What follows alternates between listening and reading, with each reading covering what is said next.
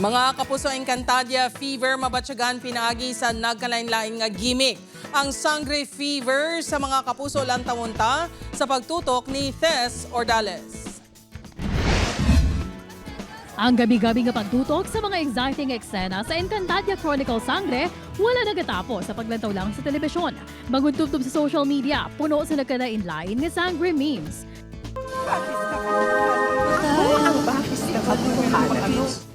Palaman nga DIY Sangre costumes na nay sangretera kag keramitena. Pati na ang parody sa Bubble Gang na Angre kung sa rin bida Sunday Sangre Pakinamara at damot Laitera kag Hindaya. Mabatyagan gidya ang Encantadia Fever.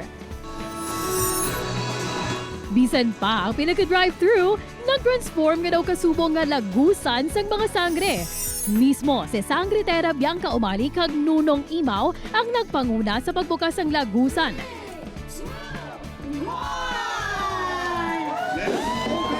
Kaupod si GMA Network Chief Marketing Officer and Sales Marketing Group Head Lizelle G. Maralag.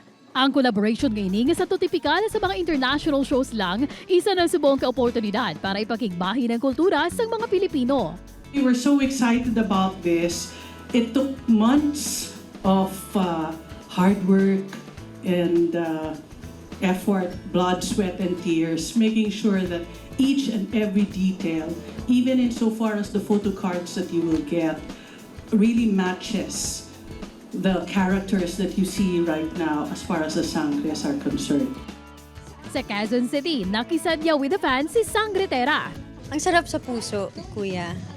Again, kahit naman po kami, sa totoo lang, hindi naman din po namin inasahan na magiging ganito po kalaki ang maaabot ng Encantadia. Si Sangre Namara, Faith Da Silva, kag Tukman, played by Kel Hueco, nagpasadyaman sa mga Encantadix sa isa ka branch sa Taguig. Magluwas sa selfie-worthy nga Enca drive-thru nga kinbuksan sa nakalain-lain nga syudad kag probinsya, may drinks pa nga doag brilyante sa mga sangre kag collectible nga Sangre photo cards. Magko-collect ako. Dati ang pinapangarap ko lang ay makabili ng mga meals na to that comes with these toys. Ngayon nandun na po ako sa mga photo cards na ito.